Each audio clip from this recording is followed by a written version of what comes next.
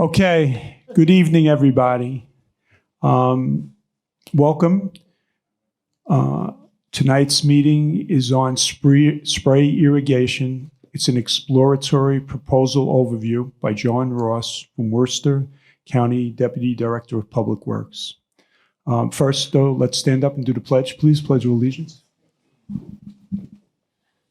Pledge allegiance to the flag of the United States of America and to the republic for which it stands, one nation, under God, indivisible, with liberty and justice for all.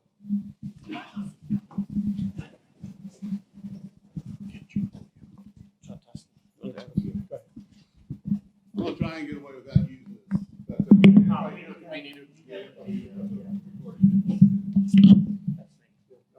That work?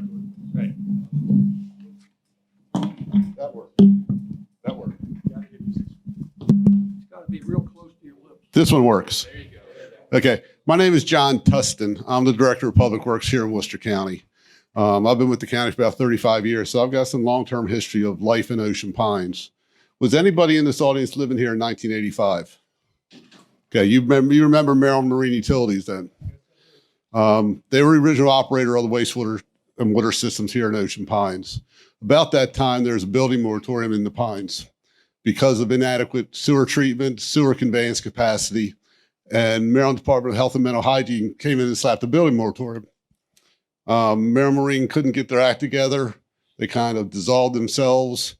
And at that point, the Worcester County Sanitary Commission took reins. They were a quasi-governmental entity, not connected to the county commissioners at all. They came in, started making some really good improvements. There was some contentious between the community and the Sanitary Commission over the years, and they did a lot of pump station improvements, wastewater treatment plant expansion, and they built a water tower on the south side of Ocean Pines. Well, in November '93, I think they got kind of tired of doing it, so they abolished themselves, which left the county government, the county commissioners, to take ownership of the system and begin operations, which we did. I ran the system up here about 3.5 years.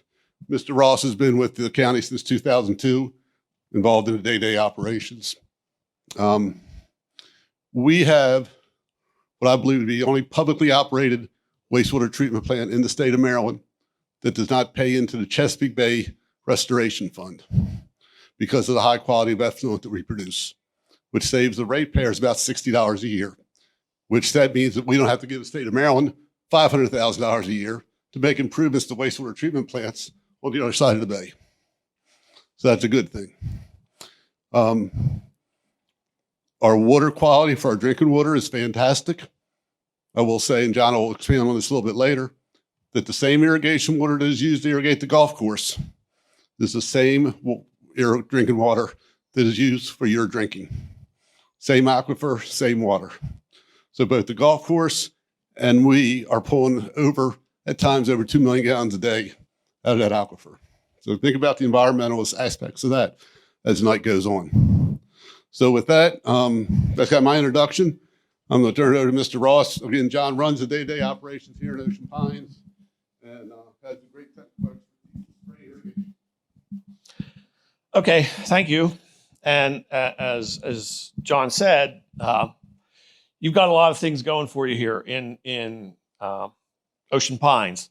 First of all, let's talk just a moment. I'll give you a broad brush of what we're talking about doing. We're talking about taking the treated water from the wastewater plant, rather than putting it out into the river. We're talking about taking it over and spraying it on the golf course to irrigate the golf course. That's really the sum and total of it. The water that we're sending out into the river is extremely highly treated. It's better quality than what has been. If you heard him talk about the Bay Restoration Fund, where they pay $5 a month, $15 a quarter, that was in order to get nitrogen out of wastewater down to a level of 4 milligrams per liter. This treatment plant takes it down to 3 milligrams per liter, and a lot of times it's down to 2. So it's better than what they put this entire program into the state of Maryland for. You're discharging better water than what they're creating out of that program. So anyway, the plan is for us to use that water to send it over here to substitute. Instead of them pulling water out of the ground and spraying it on the golf course, we would now use the water that's treated effluent from the treatment plant. Right now in Maryland, there are 35 spray irrigation facilities in Maryland. 9 of those spray irrigation facilities are on golf courses. 3 of those 9 are here in Worcester County. It's Glen Riddle, Lighthouse Sound, and Eagles Landing.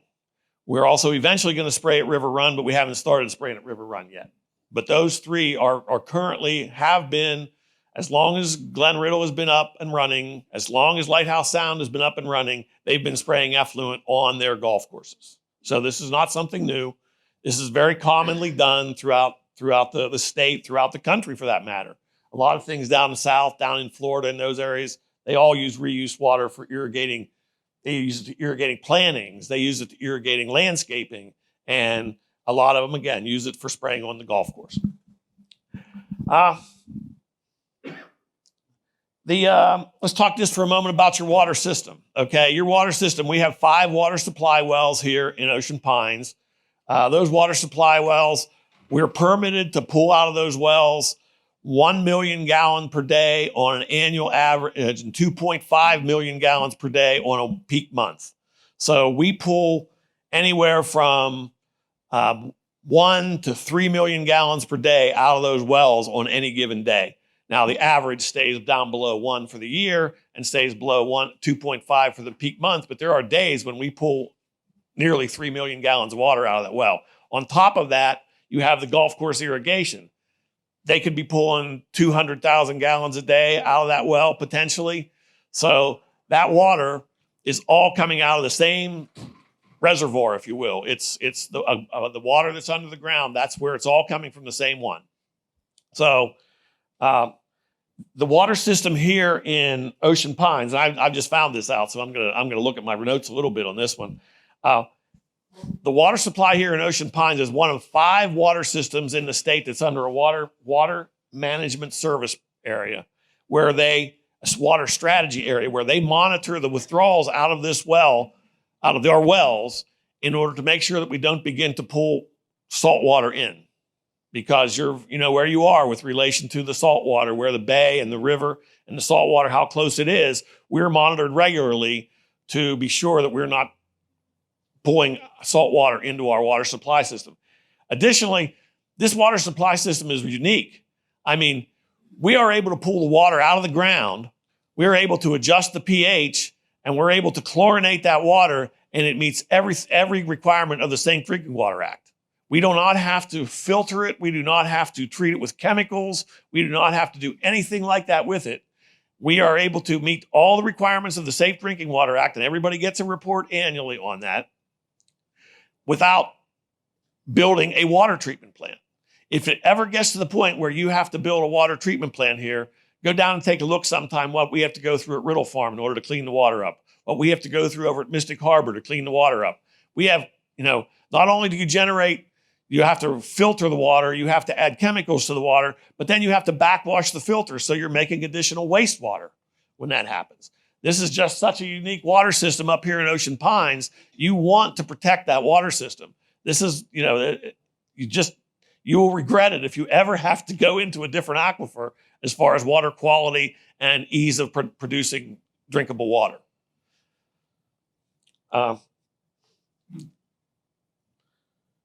Even last month we produced about 900,000 gallons of water last month on an average day, 900,000 gallons per day in the month of February. So we're still generating quite a bit of water. Several years ago, we actually contracted with a consultant to develop a wellhead protection program here at Ocean Pines. We look at any kind of building that takes place in the area, in the watershed of Ocean Pines, and it's reviewed to make sure there's no impact on this water aquifer. So there's a lot of effort put in here to maintain and protect the water aquifer here in Ocean Pines. Second reason why we might want to do this is to potentially reduce discharges to the river. So yes, we produce really clean water, less than 3 milligrams per liter total nitrogen, but that's still not zero. I mean, whatever we can keep out of the river, that's zero now. That's zero that goes in. So we all like to enjoy the benefits of the bay, of St. Martin's River. I mean, so we should be doing everything we can to protect the bay. And, this move could be something that would be beneficial to the river. It's going to remove some amount, granted not a lot, but it will make a benefit to the bay because it goes from 3 milligrams to 0. So that's a good thing. So what do we need to do? We just finished, I guess, probably 2 years ago, the project down at Eagles Landing. In Eagles Landing, I mean, we built an entirely new irrigation system. We had a pipeline run a couple of miles to get down from the golf course down to the Mystic Harbor treatment plant. We had to put in a pump station to get the water up there so we could pump it up there. The thing about Ocean Pines is this is going to be a fairly simple project. Where the wastewater treatment plant is located is almost across the street from where the entrance is Border Links is right there. The clubhouse is right there. We aren't talking about miles of pipeline here. We're talking about, a half a mile or maybe 3/4 of a mile, I would guess. And so it's not going to be expensive to do that. We have not looked at what's going on here in the golf course yet, so we don't know what that's going to cost. But the first step we make is to determine that. We have to decide whether this is even something that's viable or not. And at that point, once we put all that together, we're going to have to look and see what kind of a financing package we do for it. I can tell you, we obviously can't talk to you about specifics as far as cost is concerned because we haven't got into it yet. I can tell you up at Eagles Landing, we spent about $1.7 million on the golf course. And on top of that, I mean, we ended up the project being a little over $3 million, but we spent like 1.7, about half, a little over half of it on the golf course itself. So all we would be doing is putting a pump station down at the treatment plant, running a pipeline to one of the irrigation ponds where you put water and draw water out of right now. We would put that water into the pond and they would continue to draw it out of the pond like they do now. And again, that's pretty simple.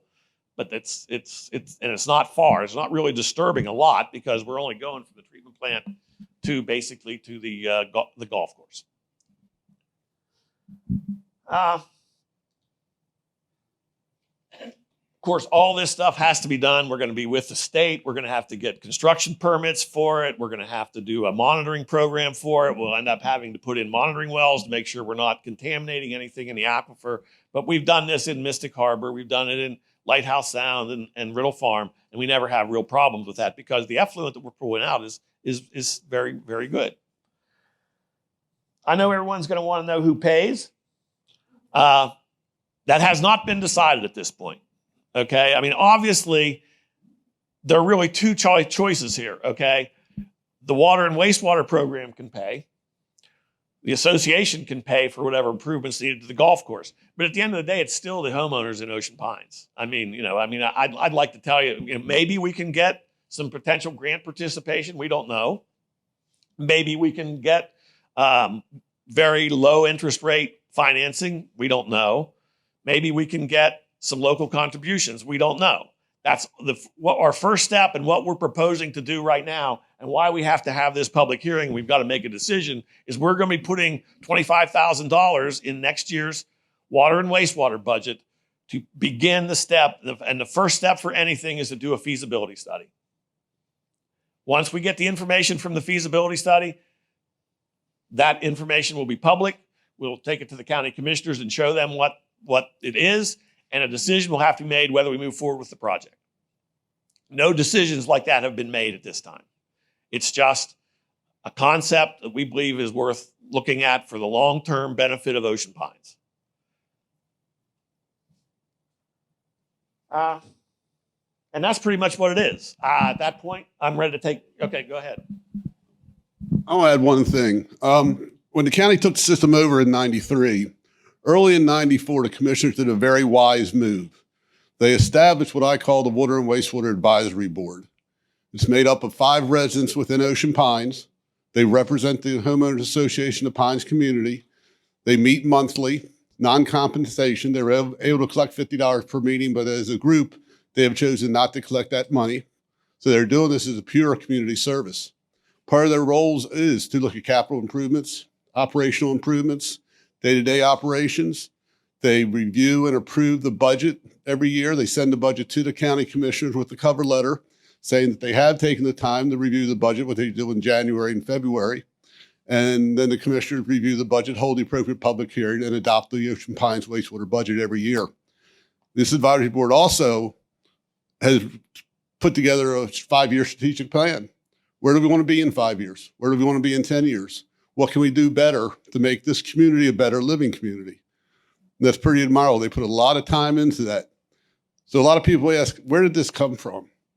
Well, it came from a collaboration during those meetings in the fall that the ideas were floated around.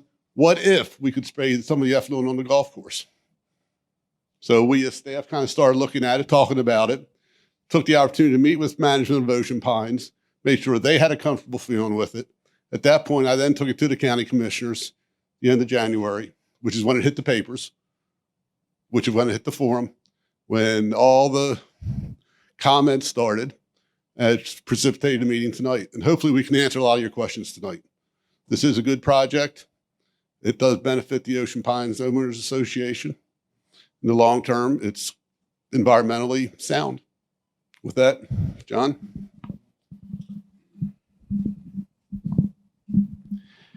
Okay. Thank you, gentlemen.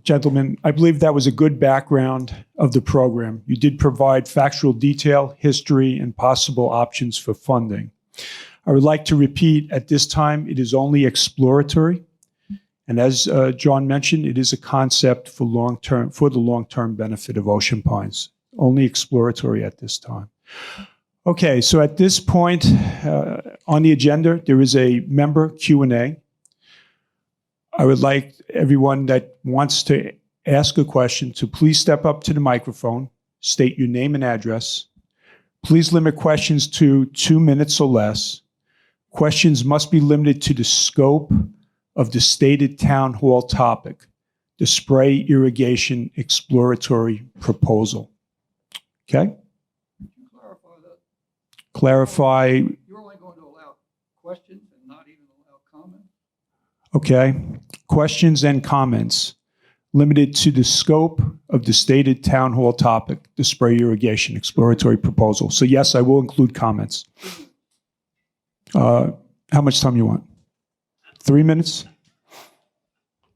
Well, as someone who's lived here for 35 years. Step up to the microphone and start us off, Joe. Thank you.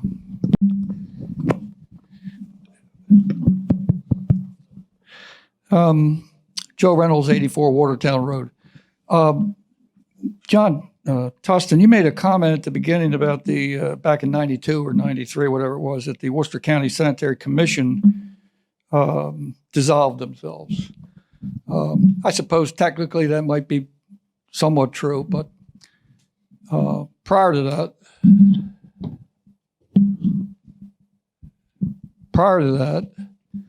a fellow named Andy Bosco and I sued what was then the Worcester County Sanitary Commission for illegally collecting funds from people in Ocean Pines. We won that case. The Sanitary Commission at that time refunded nearly $1 million to the ratepayers of Ocean Pines. There were a lot of people at the time thought that I walked away with the million, but anyway, what happened after that, shortly after that, the county was very desirous of taking it over. And a fellow named George Hurley, who I believe was a former County. Ocean City guy, Yep. council on the Sanitary Commission, he spent more time in my house for about 2 months than my wife did, I think. He led that charge, and the commissioners eventually took over that operation about the time you mentioned. And I'll tell you this, what you guys have done since then has been nothing short of amazing. That plant produces the best effluent in the state of Maryland. It's virtually potable water. Maybe it is from a technical standpoint. I wouldn't drink it, but technically maybe it's potable, whatever that word is. So there's no question that this plant operates at the highest level of proficiency. Now, this may draw a few laughs, but I have to wonder, as a logically thinking person, that if you take 200,000 gallons a day of perfectly clean water that's being discharged into that river, the cleanest water entering that river is from our plant. Everything else is dirty or dirtier. That plant puts the cleanest water in the river. If we take 200,000 gallons out a day, we may, in fact, in some way, be making the water quality less than what we have now.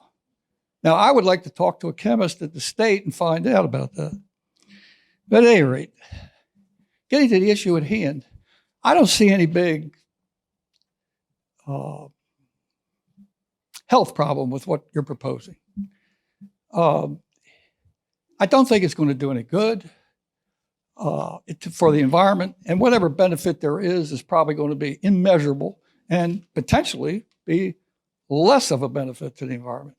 As far as the wells go, we take that water out of the Pleistocene aquifer, which extends from here, I believe, somewhere up into southern or northern New Jersey. It's not a small aquifer we're talking about here. We are close to the coast. But if that aquifer is so important to the people of Ocean Pines, one would have to ask, why did the county begin running a line under the creek down here to provide that water over to the other side, stuff over there? Riddle Farms could hook into our water at any time. You've extended that to, I guess, the casinos. I don't know. River Run gets the water from those wells. But that water is on the other side. The casinos could potentially get the water. If need be, if we need water for the wells, if that's such a problem, we could dig some deep wells. And you're right about that water. The quality of that water is amazing, and we ought to do everything we can to protect it. We've been taking that water out of there for 50-some years. Hadn't killed it yet. But if we need water, we can drill wells and go down into the deeper reservoirs and get that water.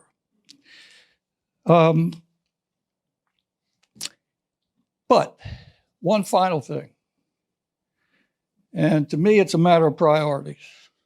I find it unconscionable that we would talk about spending any substantial amount of money to take perfectly clean water from what's going into the river and dump it on the golf course and spend millions to do that potentially,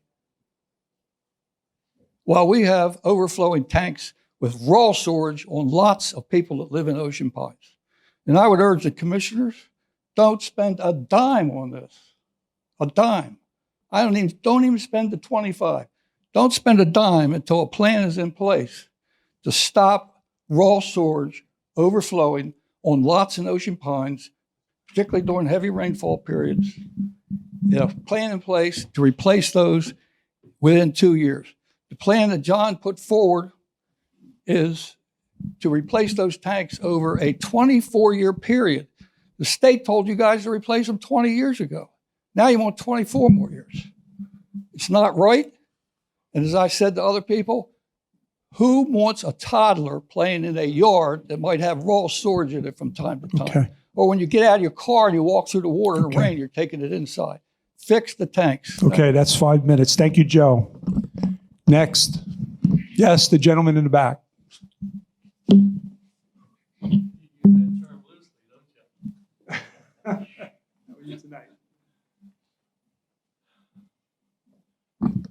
Dick Neiman, if you don't know me.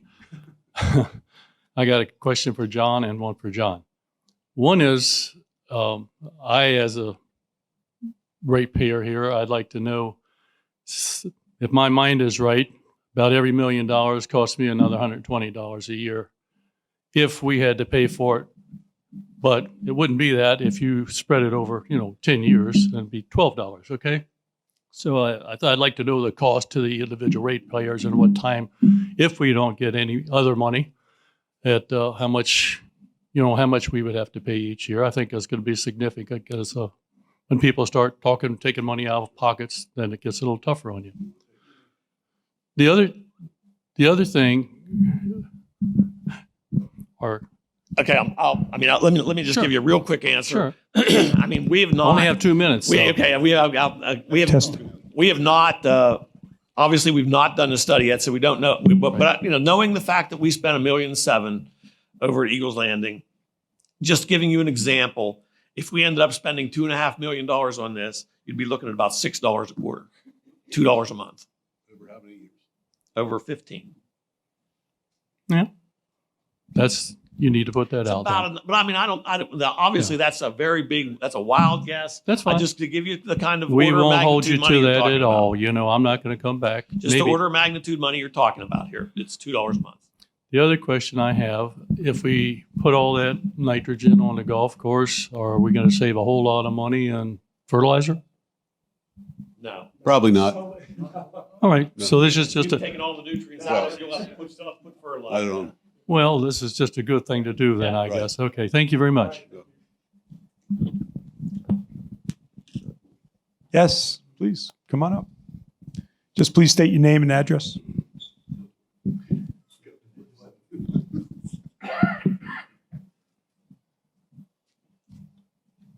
Hiya. I'm Helen Hunter. I don't want to give you my address because I'm afraid of terrorists. No, sure, it's a joke. My question is, I read the newspapers, and that's how I keep up on stuff that goes on in Ocean Pines. And I think, for the most part, it's really interesting stuff. But I have been here since full time since 2003. And I was here during the debate of whether or not we're going to have a golf course. I never got a definite answer on whether or not we're keeping a golf course. I may be behind the times, but there was this stuff about, I think last year was building a barn for the golf carts. And then before that then I read recently that you just renovated the golf course place. And then you fixed a restaurant in the golf course and so on. I'm waiting for the other shoe to fall as to whether or not they're going to finally close the golf course, because at the time we had one, there weren't any other golf courses around, but now there seems to be an influx of golf courses that when you see the people in the golf club that get their picture taken, we're talking 20 people, 30 people. And my thought is, and I'm thinking it again this go round, because now you're talking about spending more money. Great idea if we're going to keep it. But my thought was, if there was always this plan to get rid of the golf course if it didn't work, and there were a lot of people in the Pines, as I recall, that didn't want the golf course. And personally, I don't think we need a golf course. But I don't know where Ocean Pines is trying to go. I know they're trying to act like a town, but the state of Maryland says they're a homeowners association. And so I'm looking at all this money being spent to entertain the folks who come down in the summertime, when we seem to compete with Ocean City. Ocean City got a new playground. We got a new playground. Somebody had a dog run, so we had to get a dog run. I mean, it's just, it's like we're competing with areas around, and for what? When we came down here, it was a retirement community. That's why we bought our house in 2000. That's what it was supposed to be. My husband and I are now hitting on 70 years old, which might not equal to some people around here, but to us, that's pretty old. And our health is going down. And so we're looking at, with all of the stuff that they're doing. We came from Rockville, Maryland, Montgomery County, and that was a pretty big deal. If anybody's ever been over there in traffic, it's horrendous, or anywhere around Montgomery County. And so we came here thinking that this was heaven. This was bliss. We liked the idea that the new stores came in, like Carrabba's and Outback and stuff like that. We like that.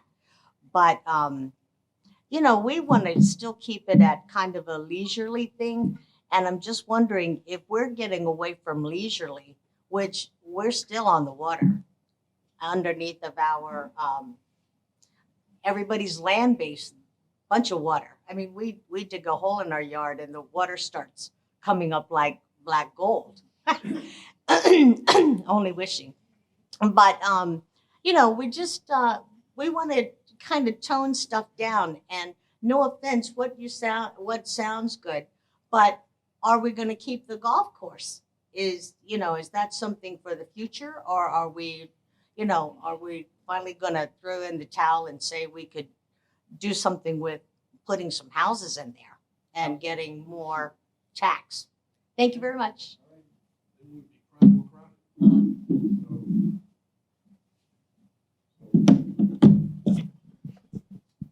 So yes, there is a golf course. Yes, we are building a clubhouse.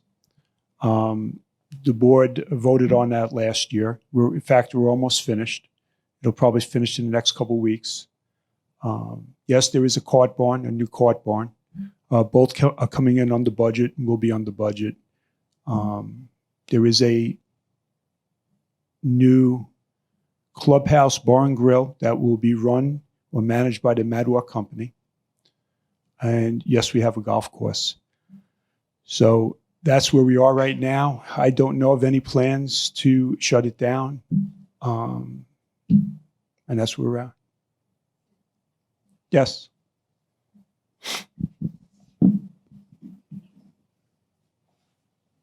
When I arrived here tonight, I made a wish that there would have been a little later so that people who work. I am 73. I'm part of the old group, but I've only been here 4 years.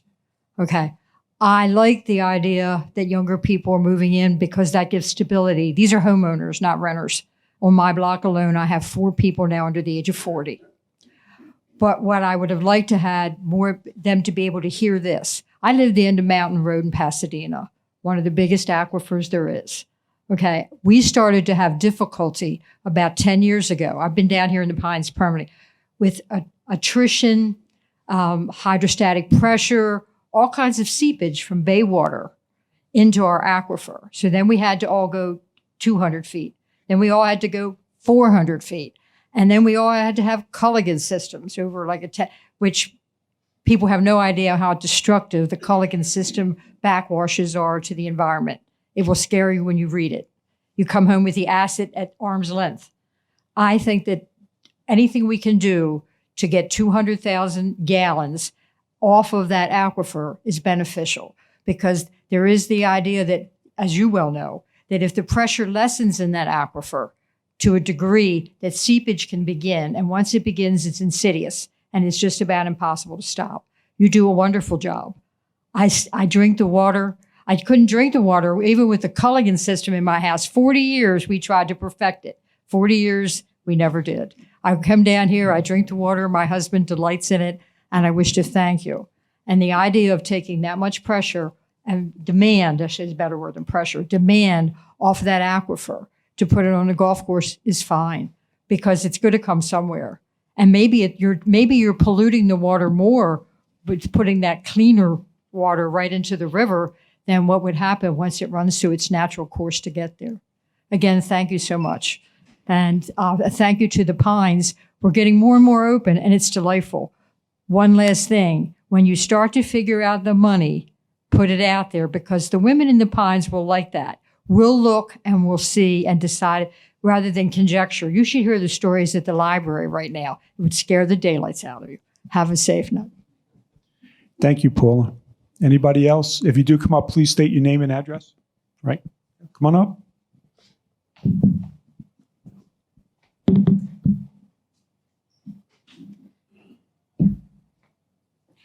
Hi, I'm Frank Biancanello. I live at 269 Windjammer, sort of across from the golf course, clubhouse. I have a couple of questions, though. What's the main motivation for this?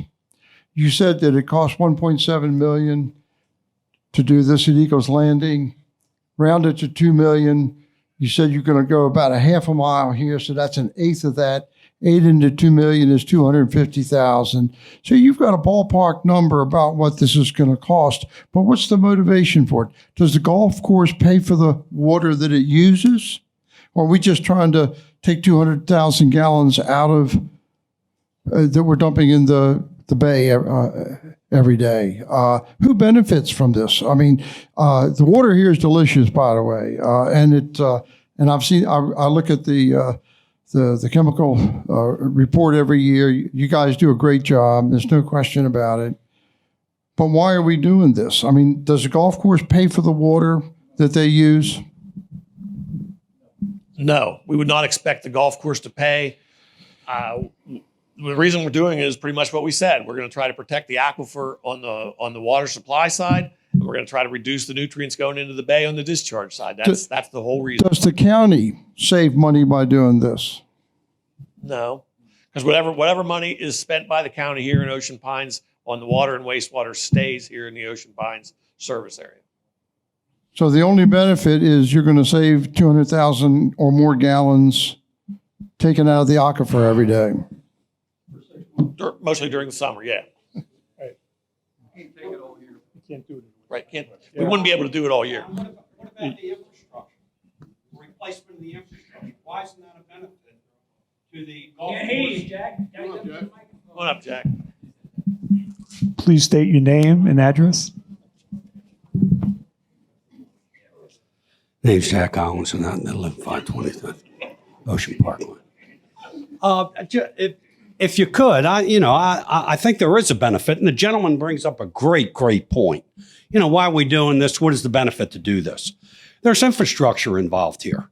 Sure. And there's a way that we can replace very aging infrastructure at a reasonable rate because the county knows what they're doing. They know how to replace infrastructure.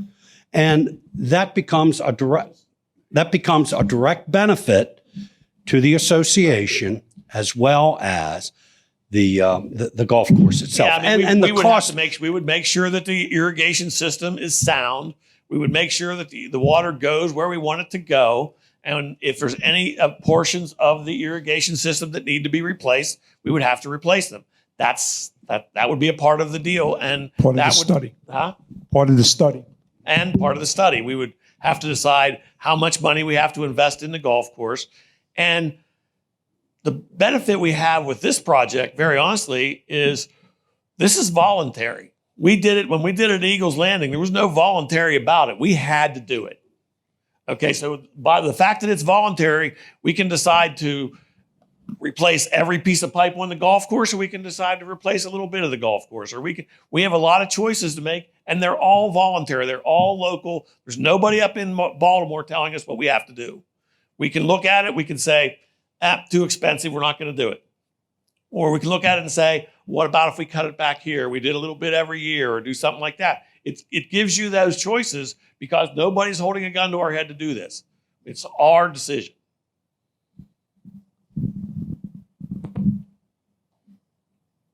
Maybe the people. John, please come up to the mic. State your name. Give us your license. John O'Connor, 2 Dogwood Place. I guess my question is, does the golf course need all this kind of work, or is this just a side part of it? Because if the course doesn't need it, then Ocean Pines, you told me before, I got to pay for it either way. Either you do it and I pay you, or Ocean Pines does it, I pay them. Except Ocean Pines would do it out of replacement reserves, and I wouldn't actually be paying more.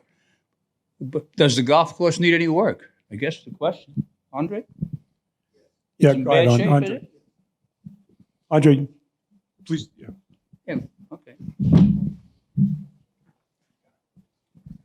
Yes, the golf course has a 50-year-old irrigation system, and we aren't able to water as efficient with these aging heads. And the pipe that's in the ground is 50 years old. The glue, the expansion joints, they all seem to go whatever. So it's just the fact that we do have an aging system. At some point in time, it's going to go. Joe. we do have an aging system. It's put in probably close to 50 years ago. But back when a fellow named Harlan Goldman was the groundskeeper, we invested a fair amount of money, millions, in fixing up the golf course. Harlan, in fact, came up with the golf course drainage project. I don't know how much we've invested. You had it in the paper. What was it? So it wasn't just, he might have did for the drainage and all that, but the system itself, right? I think the number we put in was around 800. Over the course where, yeah, we have it somewhere, but over the years that we enhanced the system was about 150,000. All I'm saying is, let's not just put out to the public that we have a 50-year-old system. We have put $800,000 or possibly more into additional lines and fixing things up. It's not sat there for 50 years with no work done on it. That's all the point.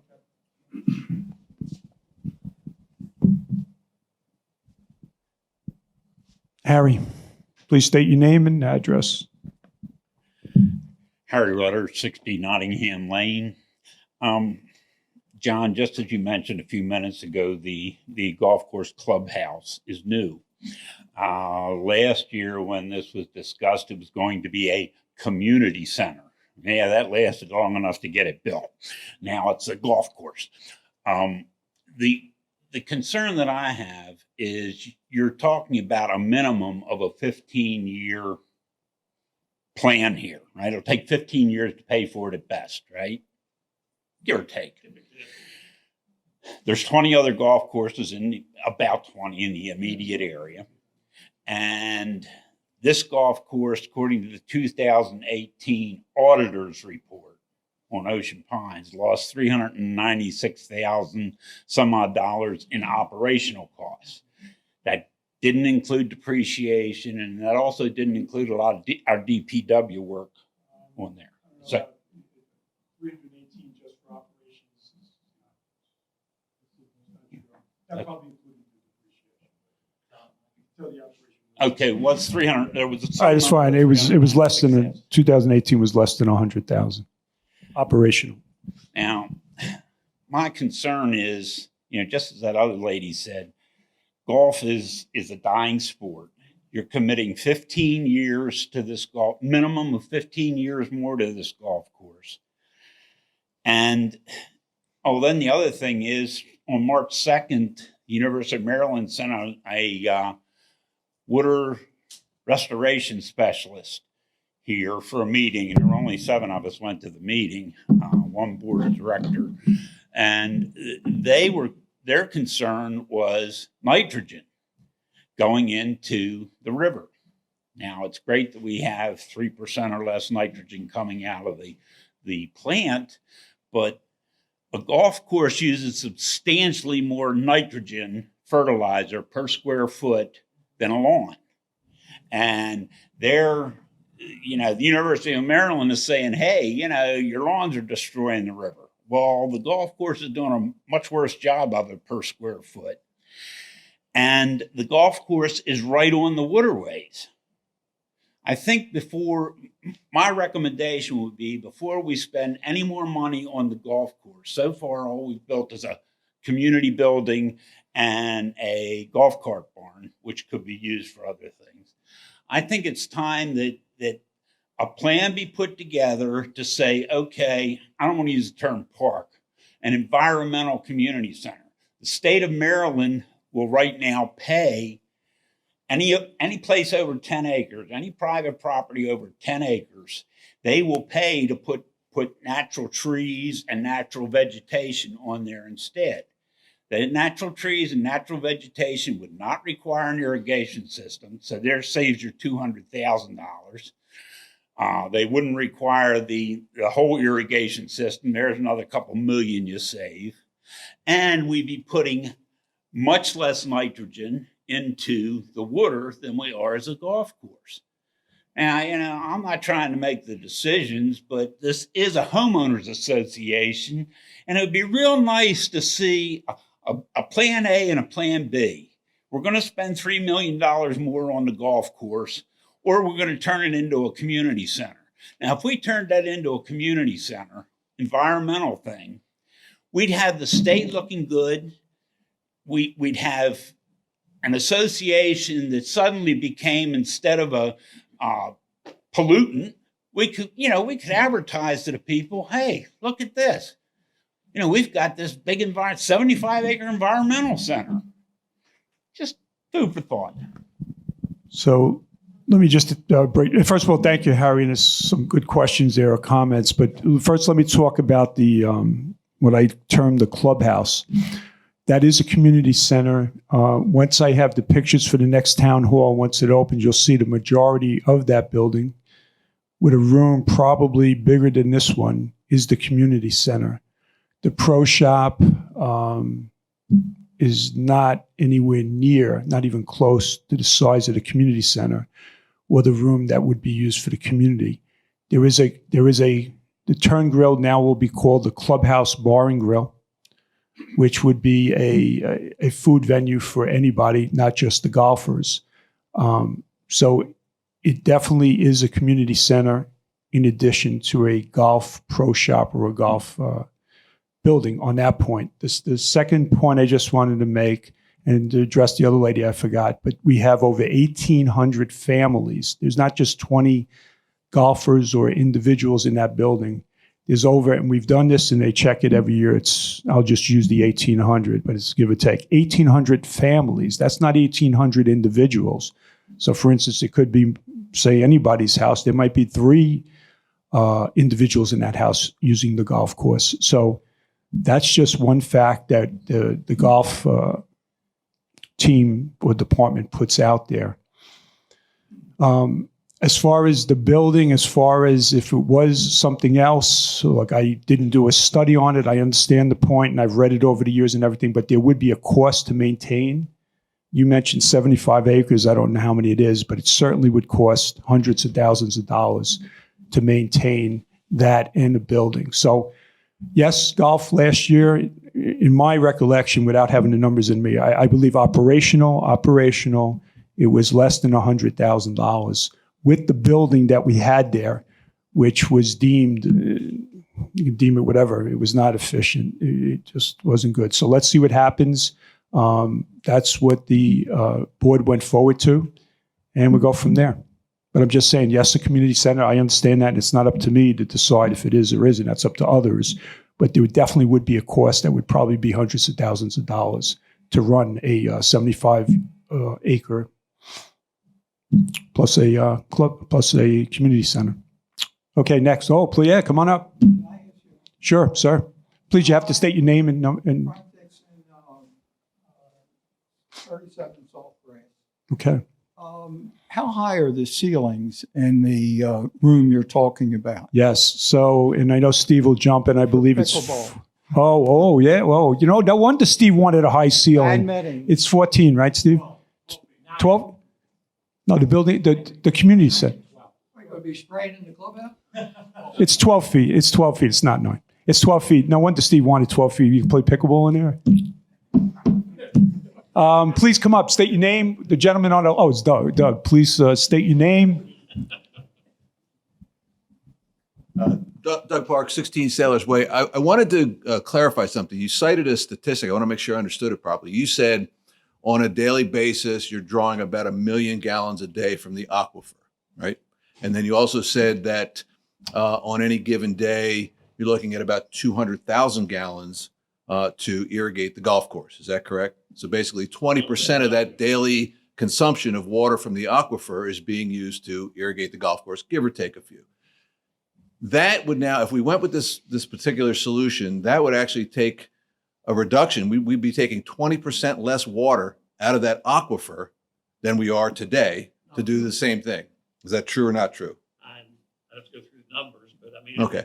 But the- 200,000 versus a excuse me, million. I'm talking to you. 200,000 taken off, and if you have 1 million too. Right. So let me summarize. There would be a reduction in the amount of water that's pulled from the aquifer that's for human consumption, right? And we would replace it with some portion that would come from the pumping station. So there's a benefit there, correct? A perceived benefit. Okay. The second issue I wanted to bring up was the fact that, and I want to confirm this, and I don't want to put our GM on the spot, but I also heard that all the drainage that's generated from the golf course doesn't originate solely from the golf course. There are other areas around that golf course within Ocean Pines that drain into the golf course, which in turn drains away into the other outfalls. Is that a true statement as well? That is absolutely correct. And I've had the opportunity to basically go through that entire golf course over the last year. We are doing work near border links where the majority, or the water that goes through the golf course, the bulk of it is basically draining or drainage from one end of Ocean Pines out to the canal. It just happens, and all these pipes and all these ditches and drainage that we maintain, that the golf team mostly maintains, is for drainage that's needed to drain. I forget the name of that section over there, if it's Windjammer or whatever, but that's one of the areas where that water has to go to the canals. It just happens to go through the golf course. It does cost money. It is listed on there under golf, but it's drainage. It's drainage that Ocean Pines would have to pay for and maintain if there wasn't a golf course there. And the golf course does bear a lot of that cost. And basically the majority of the drainage there is for that. Now, I am working with Andre, with John and Eddie Wells to break out what specifically would be for the golf for the drainage. But Mr. Parks is correct. All that work we're pretty much doing over there near border links, probably 80-90% of it is for the surrounding area, not the golf course. The golf course will probably bear most of that cost.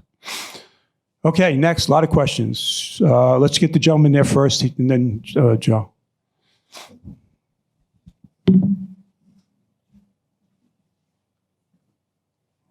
Paul DeLong, 7 Morning Mist Drive. This is the best thing that you've come up with. I worked with effluent systems a long, long time. And let me tell you, it's the best. Well, my concern is, with this system that you are putting in, is this going to be totally automated? And how many pumps? You got a main pump coming. How many pumps are you going to have in the area? Controlled? Is it going to be PLC controlled?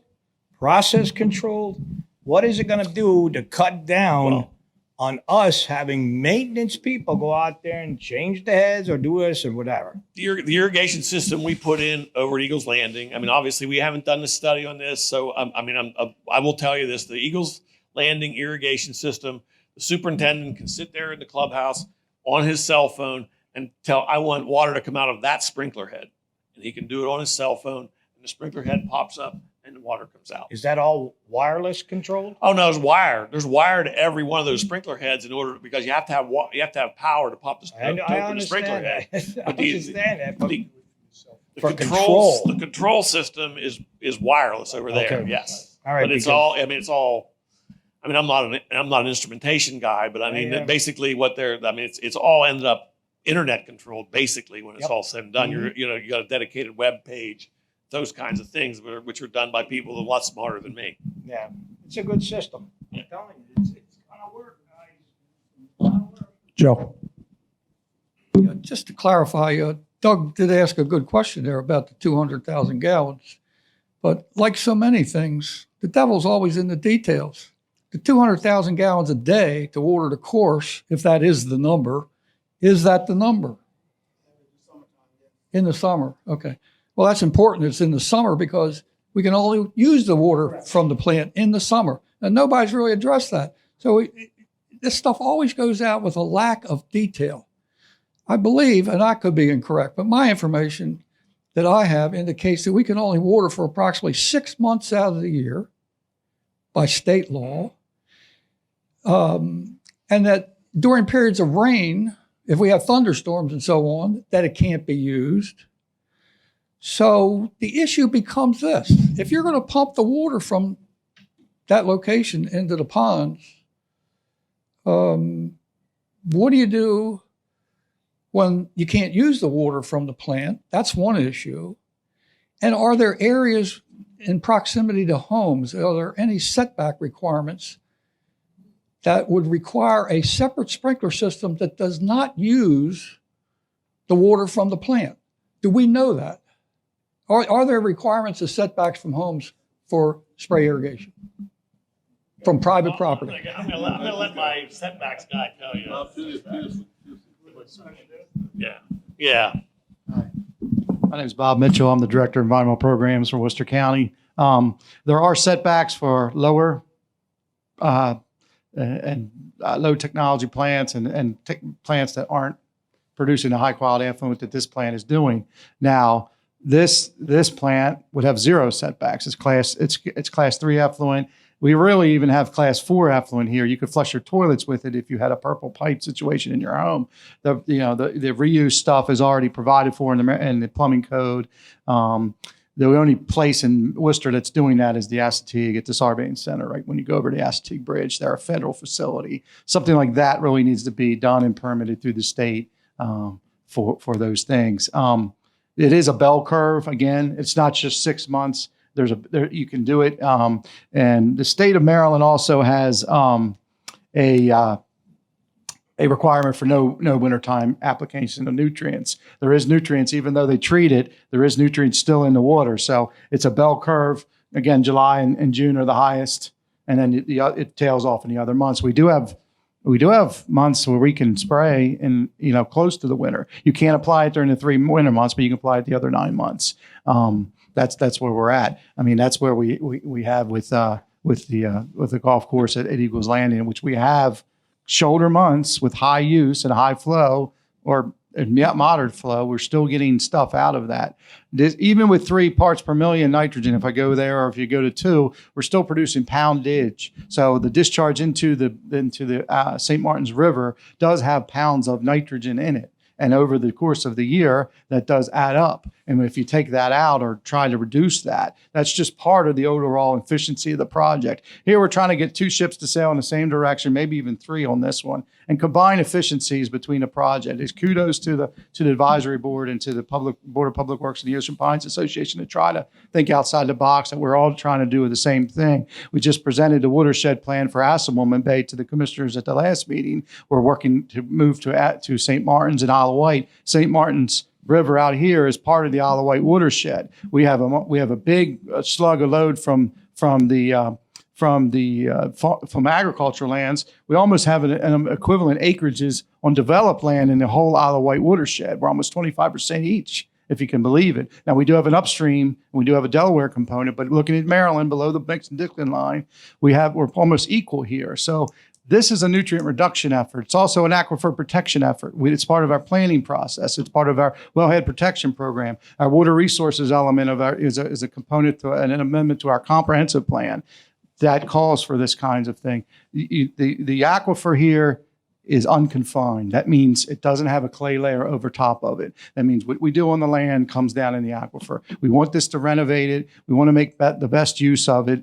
And this is what this project probably would help to do. And Joe, in answer to your question, when we can't spray, we can still discharge. I mean, we discharge now every day. So, when we can't spray, it'll be no different than what it is now. You're with the health department, right? No, I'm with the county. Environmental programs. Is there anyone here regarding health? We are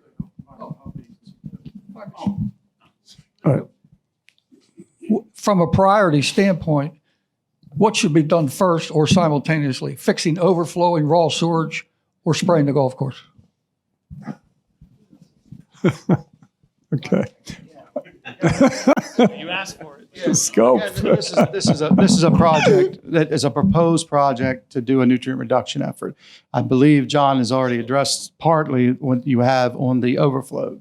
Yeah, if we have a massive overflow, we're going to be sampling the waterways and looking at other items. There's minor things today that are overflows. If you have an overflow in a parking lot at the treatment plant, you have to report that. I mean, that's an overflow. So, and that's a discharge. Just to clarify also, we're talking about this today, okay? Talking about this today means it gets done in 2 or 3 years. So there's a lot of steps. This is not going to be ready for this summer. This is not going to be ready for next summer. This is something that our advisory boards discussed as far as a long-term look forward where we ought to be in the next few years. I have no objection to you spraying the course. That's not my issue. I understand. Okay, Harry. Here's Harry. Just one quick question. Now, you're pumping 200,000 gallons of water a day on the golf course at the high point, right? we're creating 1 million gallons a day of effluent, give or take. I mean, well, the other 800,000 gallons of effluent is going to go straight into the creek, right? So now we're going to spend $2-3 million to take 1/5 or less. And 6 months of the year, we're not going to take any of it, right? All the effluent's going to go into the creek because you can't pump it onto the. So we're really not looking at. The other thing is those are the 6 months when we discharge the least amount of wastewater too. I mean, the biggest part of our wastewater comes in the summer months when we can spray it on the golf course and get the biggest bulk bang for our buck is in the summer months because that we design everything for the summer months around here. Well, but you're still only going to put at best 1/5 of the water back onto the golf course. How much you discharge in the summer? 2 million? Oh, 1/10. No, we've the efforts we've made, we've been around 1.2 to 1.3 million in the summer months. Yeah. Okay, so we're gonna pump 1 million straight back into the creek, 200,000 onto the golf course half the time, and we're going to spend $3 million to do that. I don't know. I don't know about your math.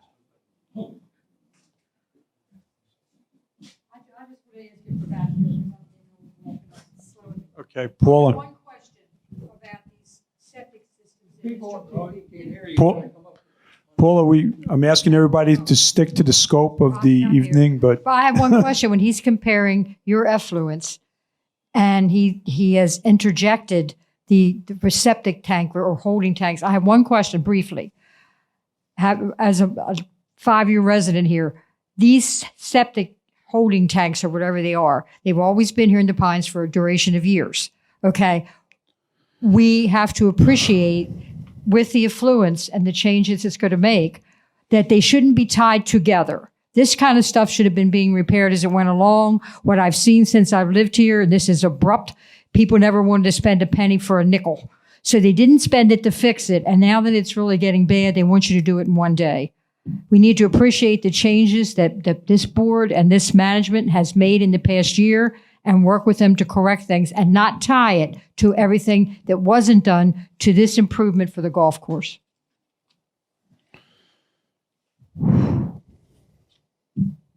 all right, if there's any more questions, I'd ask that you keep it to the scope, please. Sir. Tom Rainier, 2 Sloop Lane. I've been working in the water industry for the last 20 years. I think this is just a sound, awesome idea. I would like you guys to give the audience here an idea of, I've worked in lots of places that had saltwater intrusion and problems with water throughout the country and had to put in very expensive plants to fix the problem. So if we don't protect the aquifer, what could it cost to put in a plant to treat a deep well, right? That's the difference in the price. Yeah. I mean, you really can't. You'd have to know how much, what the concentrations of what you're finding. I mean, it's probably iron water. You would do, iron filtration. It's purely based on gallons per day. If you're doing 1 million gallons per day, I mean, that size is the filters, that size is everything. If you're talking about 2 or 3 million gallon per day, I mean, you could be talking about a $10 million wastewater treatment plant. That's a number I'm pulling out of the air. It's expensive. It's very expensive. And then the operation becomes very expensive as well. Okay. I mean, first of all, I appreciate all the comments and the questions. Thank the 2 Johns and everybody else, the commissioners that are here, Bob, the team from the golf course, and everybody that showed up. And thank you very much. Thank you, John.